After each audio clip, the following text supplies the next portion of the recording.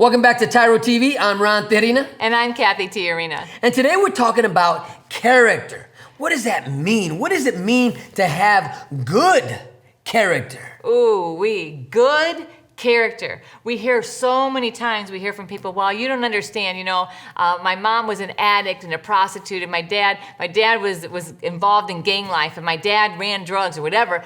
And you know what? Neither of them could ever be taken at their word. It's just in my genes. I wish I was one of those people that was just born with good character.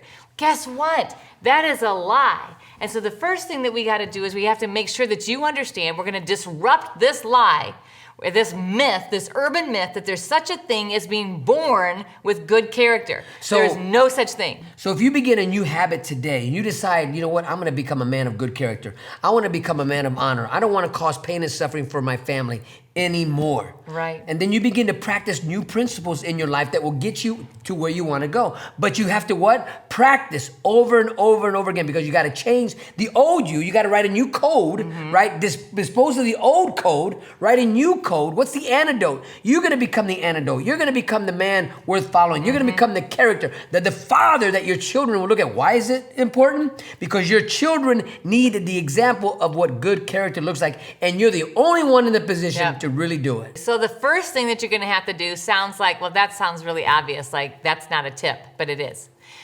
Do the right thing, no matter what. Do the right thing no matter what. That means, Dad, while you're in there, if somebody's like, hey, you know what, let's do this, and maybe it's just a small kind of a cheat thing against the rules, you have to stop yourself and be like, you know what, I can't do it.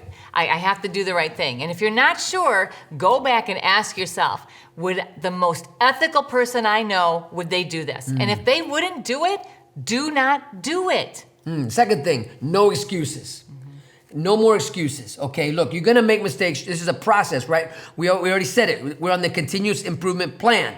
But if you fall short, you make a mistake, you mess up, own it and get back up. Don't let it be an excuse why you want to indulge even longer in the negative behavior or the bad habit. You recognize it, you see it, you get back up as quickly as you possibly can and begin the process all over again. And so the third thing you need to do in order to really do the first two is find someone to be accountable to. Find someone in your sphere of influence, or look around and say, maybe I'm not connected to that person, but I know that person can be depended upon to do what they say they will do. I know they're ethical. Connect with them and ask them to walk with you and mentor you and be your accountability partner. You know, what's amazing is, when we talk to people now, I've been home now, 14 years, right? 14 years from prison.